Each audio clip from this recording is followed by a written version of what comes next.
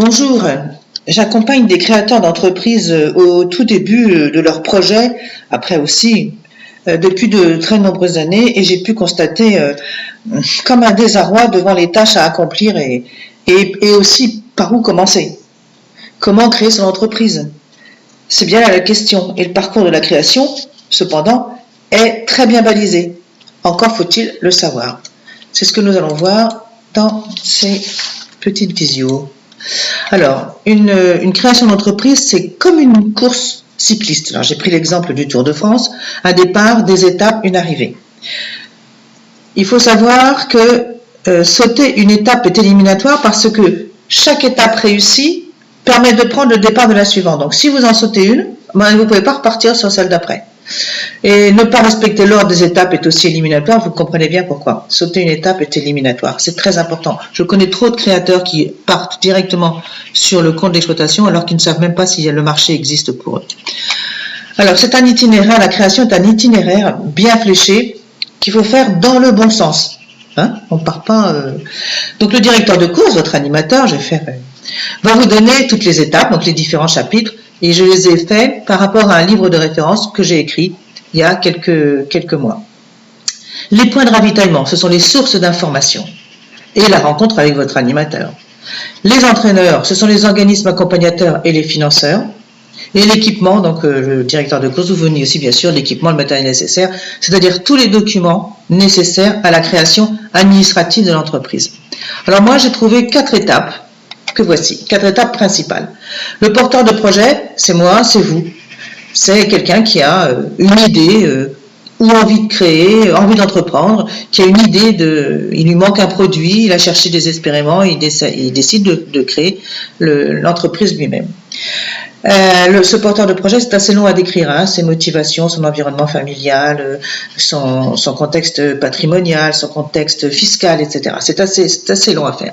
La faisabilité économique ou comment je vais gagner de l'argent, c'est bien entendu le point de départ. Donc on va dire que c'est la deuxième étape. Après avoir fait l'analyse du porteur de projet, on va regarder si le marché existe pour son produit, parce qu'il peut très bien fabriquer formidablement des yaourts verts à pois rouges, il n'en vendra jamais un seul. Donc il va regarder si son marché existe, quelle est la taille du marché et comment attaquer, comment conquérir ce marché. Donc on est dans une phase de stratégie, de politique. C'est un bien grand mot pour expliquer comment on va approcher les clients.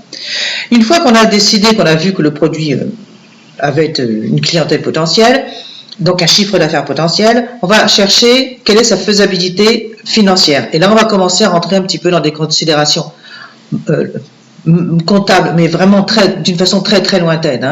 On n'a pas besoin d'être comptable ni de savoir comment fonctionne un bilan pour préparer la faisabilité financière, qui va nous dire c'est combien on va gagner grâce à la politique qu'on a menée. Et puis la 4e étape, c'est la création administrative, mais notamment pour ceux que ça intéresse, la rédaction des statuts, et puis c'est tous les CERFA à remplir, trouver le bon CFE, ce qu'il faut. Ensuite, donc je vous ai mis 2 témoignages, vous pourrez les lire, ce sont que je viens de recevoir, ils datent d'il y a moins de 15 jours, du mois d'octobre, de fin octobre. Donc les premières sont 2 qui se sont associés et la deuxième a un concept nouveau, on peut dire, très novateur. Alors, formation. Donc, effectivement, moi, je fais une formation qui s'appelle « Réussir le parcours de création de votre entreprise ». C'est une formation individualisée parce qu'elle est adaptée à vous-même et à votre projet. Elle se fait uniquement en visio sur 2 heures. Et la première partie, c'est un questionnaire sur l'avancée de votre projet.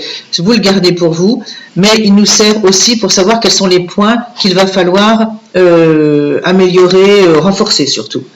Donc c'est une formation courte, mais elle est adossée à une formation plus longue qui s'appelle Réussir le business plan de création d'entreprise, qui est éligible au CPF, votre compte personnel de formation. Il faut savoir que le coût de cette formation peut être mis dans le compte frais d'établissement. Pour ceux qui ont une société, ça peut les intéresser. Alors, c'est une formation-action, c'est 2 heures qu'on vient de voir dans l'entretien de positionnement. Les supports de formation sont envoyés dès réception du paiement. Donc le paiement se fait avant de commencer la formation. Et à la fin de la session, les documents, vous recevez les documents suivants. Le plan, on va commencer par le plan détaillé d'un business plan. Dans la première partie, c'est vous, le porteur de projet. Le PAC, qui est le plan d'action commerciale, le plan de trésorerie qu'il ne faut laisser à personne d'autre que vous, dont il ne faut laisser à personne d'autre que vous la rédaction. Aucun comptable ni banquier n'est capable de faire un plan de trésorerie. Le plan de financement, vous allez voir, c'est très simple à faire. Et vous recevrez aussi la liste d'adresses d'organismes d'accompagnement. Alors comment joindre? Donc c'est création-d'entreprise par ddcmoi.com. Ou d'écrire votre projet, prenez rendez-vous, Dominique Delaporte formation @gmail.com. Voici les 2 livres que j'ai écrits, les 2 manuels. Le premier, c'est le business plan, c'est facile. Le deuxième, c'est le marché et la politique commerciale. Donc à bientôt, j'espère de vous retrouver. Au revoir.